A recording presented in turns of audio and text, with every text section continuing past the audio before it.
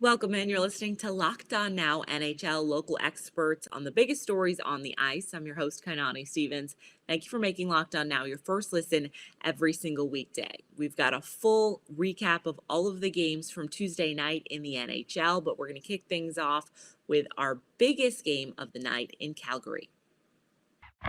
The biggest game. The Colorado Avalanche hit triple digits in points last night with a win over another playoff team in Calgary and the Flames. Our Locked On Avalanche host takes you through the win and a milestone, while Locked On Flames has the losing side.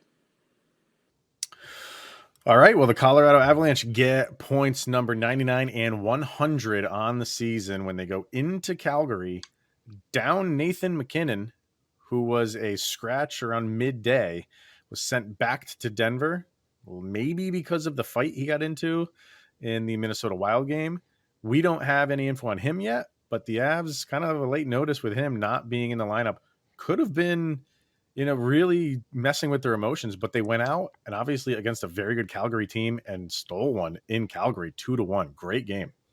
Exactly. Going into Calgary, stealing their 100th point of the season, Cale Makar getting his 50th assist. I guess a playoff caliber team in a playoff caliber environment. The Avalanche go in there without one of their big guns and walk out with a win.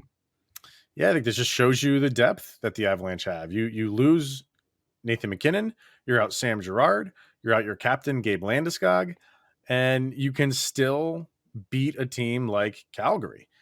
It wasn't easy. You don't expect it to be easy, but they found a way to win, and that's been the mantra of this team pretty much all year, find a way. You had Arturi Lehkonen came in, his first game, looked really, really good. I think he's going to be a great addition to this team. It's just more. It's the train just keeps on moving for the Avalanche. So, 100 points on the season, first team to get it. And now we head into April and one more month to go before the playoffs. Well, the Flames couldn't get it done tonight against the Colorado Avalanche, who have now successfully reached 100 points in this NHL season. Hello, everyone, and I'm Jess Belmosto of Locked On Flames. And what an unfortunate run-in the Flames had with Darcy Kuemper. He is just enemy number one. And quite honestly, I am not looking forward to running into him in the playoffs potentially. Not great. He stopped 44 of 45 shots, and the Flames they struggled. They struggled on the PK. And I said on the show on Tuesday, you cannot give this team a man advantage because they will take advantage of you, and that they did. They were successful 2 out of 3 times. Tyler Toffoli with the lone goal for the Flames on the power play. Only 8 penalty minutes compared to Avalanche or Colorado's 12. So, at least they kind of kept those down. We got to keep grinding towards eliminating those unnecessary and avoidable penalties. You can absolutely do it. And just have to move on to the next game. And hopefully that Jonathan Quick isn't as hot as Darcy Kuemper was on Thursday when the Kings roll into town. So that's all for today. The Florida Panthers returned home on Tuesday and treated their fans to a win with a bunch of goals to go with it. Locked On Panthers was there for a live post-game recap. The Florida Panthers returned home for the first time in a couple of weeks, and they do not have a single letdown against the Montreal Canadiens. What is up, guys? It's Armando Velez from the Locked On Florida Panthers podcast. The Florida Panthers, as you see here at FLA Live Arena, defeat the Montreal Canadiens by final score of 7-4 at home. Jonathan Huberdeau gets 2 goals. Ryan Lomberg gets 2 goals. Sam Bennett gets on the scoreboard as well. Mason Marchment and Alexander Barkov also get on the board as well. So with the Florida Panthers, this is all about, after the Montreal Canadiens scored the first goal, the Florida Panthers get 4 straight, took their foot off the gas a little bit, let them get into this game, make it 4-4, and then the Florida Panthers brought this away with three goals to finish off this game. So first game back in a couple of weeks, the Florida Panthers did not have a letdown. That's the biggest takeaway of this. So look at my recap of this 7-4 win over the Montreal Canadiens. Thanks for listening to my latest episode on the Locked On Florida Panthers podcast. Your first listen of the day. The Rangers and Penguins met last night in what could be a playoff preview in Pittsburgh. New York stole a win on the road by holding off the Pens at the end. Locked On Rangers reviews that matchup. Hey, what is going on, Ranger fans? It's John Check of Locked On New York Rangers, and we as Ranger fans can all now collectively exhale after just a wild final 2.5 minutes of that game. Of course, the Rangers hanging on to win 3-2, and it's another impressive win against a Pittsburgh Penguin team who they seem pretty likely to match up with in the first round of the playoffs. Of course, the standings can always change, but the season ends right now. That's the matchup, Rangers-Penguins. And what's really impressive to me about this game, obviously the Rangers last week, they beat the Penguins 5-1 in Madison Square Garden. They played an excellent game, pretty much just dominated from start to finish and ran away with it. This game was a lot different. First of all, it's on the road, so it's in Pittsburgh's barn. But beyond that, this is a tough, defensive, grinded out kind of a game, and the Rangers found a way to get the job done. And on top of that, something else that's really been impressing me with the Rangers, we got to give Chris Drury a pat on the back if any of us happen to chance upon him in New York or wherever it might be, because he did an excellent job at the trade deadline for this New York Ranger team. Andrew Kopp, you can't keep this guy off the score sheet. I'm pretty sure he's got at least 1 point in every single game that he's played for the Rangers so far.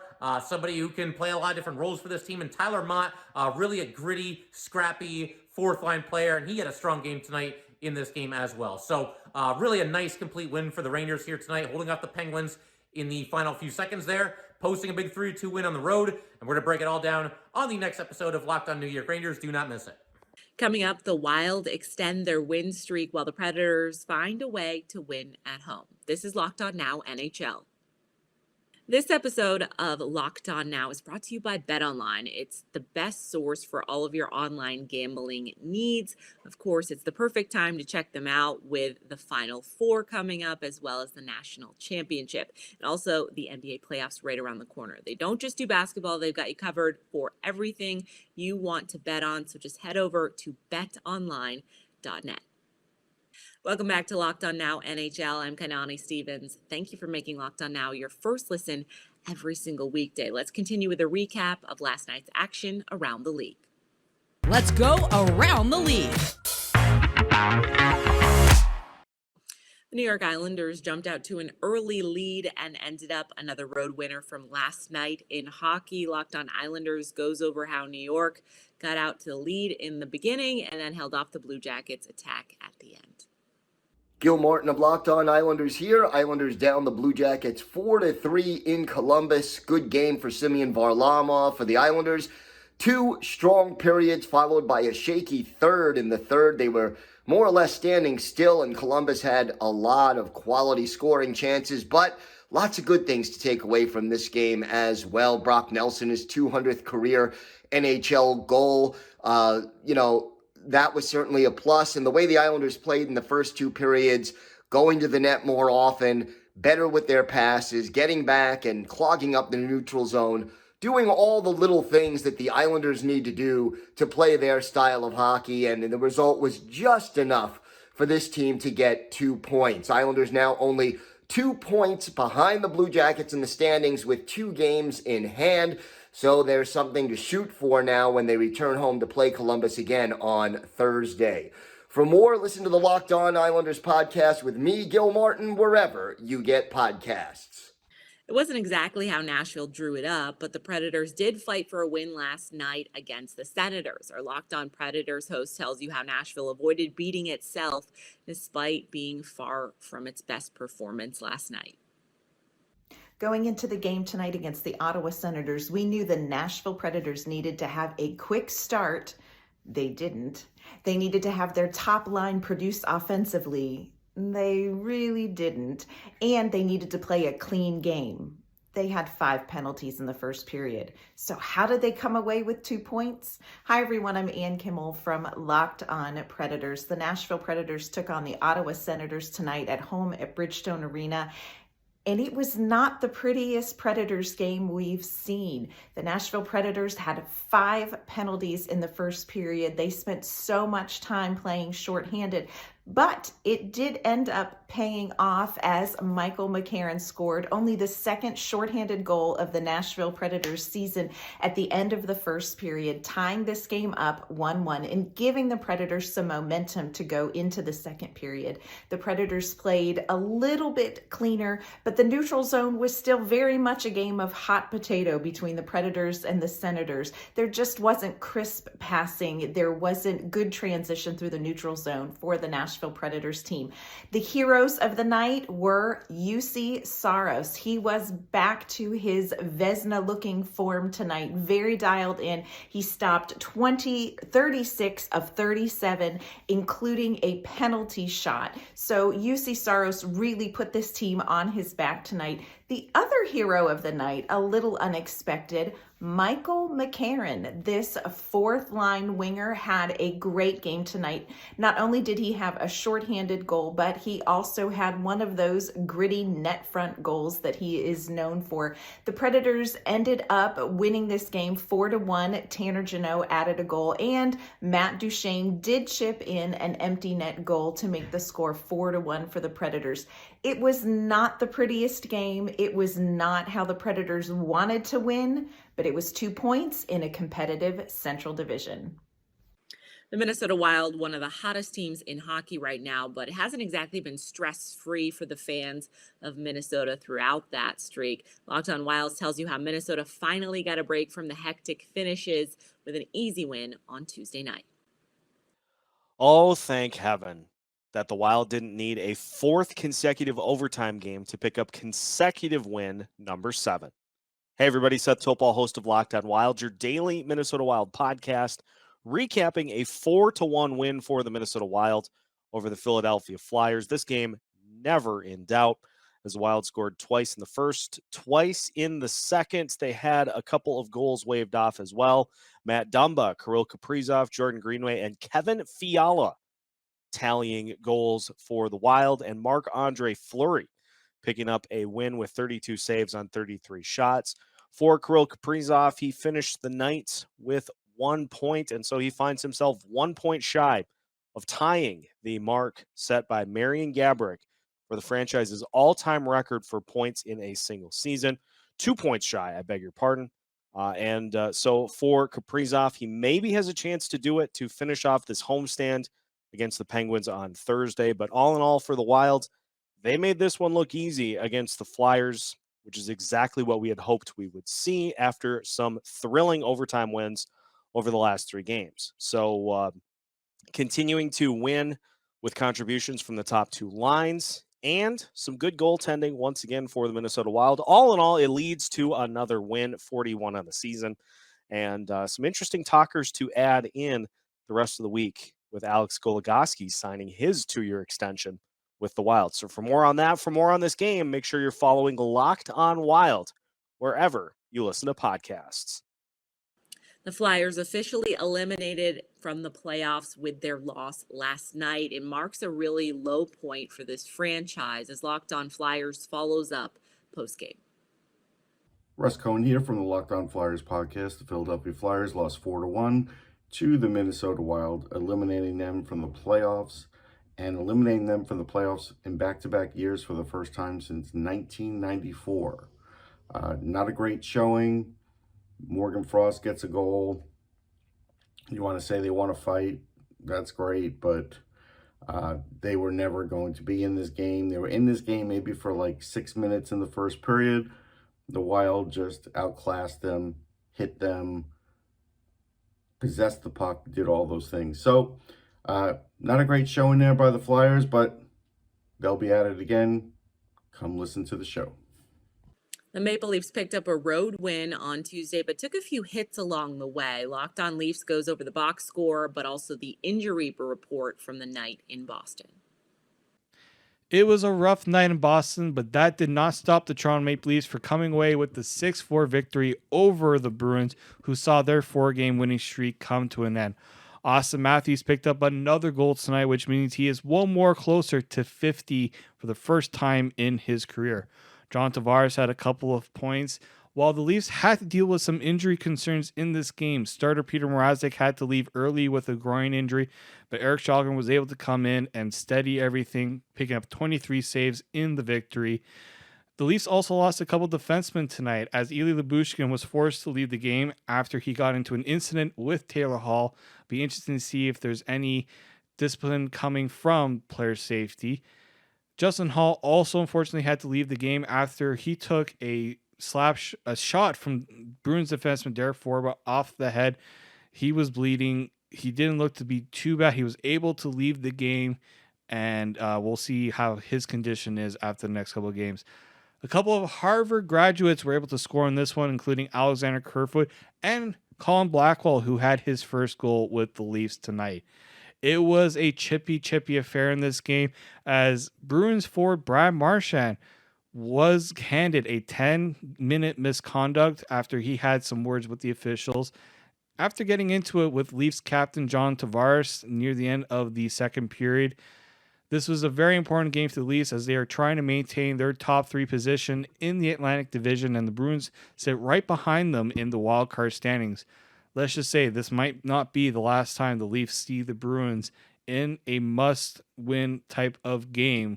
They will play them one more time at the end of the season, but could this be a potential playoff series? Many Leafs fans might feel a little more comfortable seeing how the Buds were able to pull this one out. The Bruins gave up 6 goals in the first 2 periods last night and saw their winning streak come to an end. Locked On Bruins tells you what happened, how Boston can avoid losing 2 in a row for the first time in a month.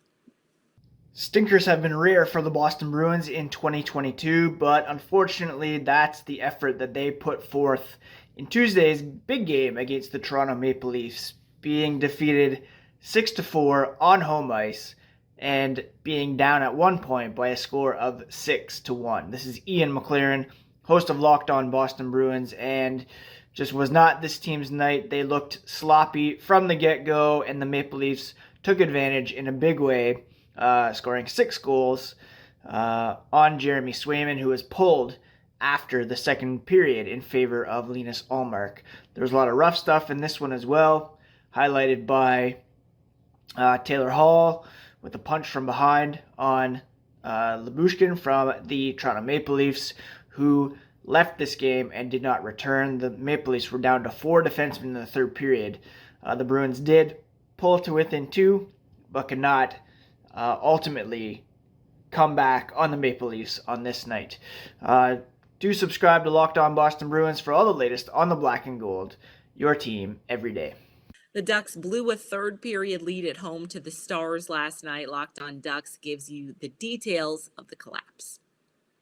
John Gibson was unbelievable in net, but it doesn't matter once again. Hi, everyone. Jason J.D. Hernandez from Locked On Anaheim Ducks, as the Ducks fall 3-2 at the hands of the Dallas Stars.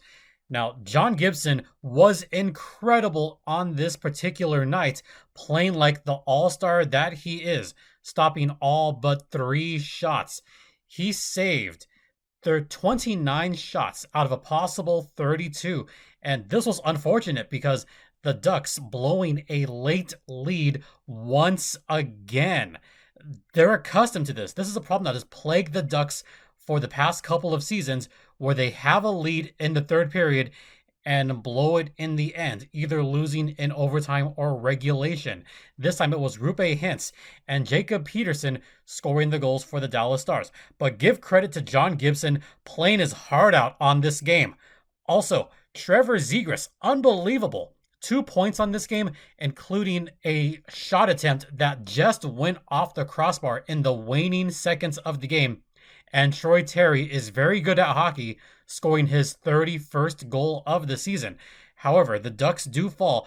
This is their 10th consecutive loss. They're 2 away from the franchise record of 12 games that was set back in the 2018-2019 season. So where do the Ducks go from here? Is it really tank time? Tune in to tomorrow's Locked On Anaheim Ducks for more on this one.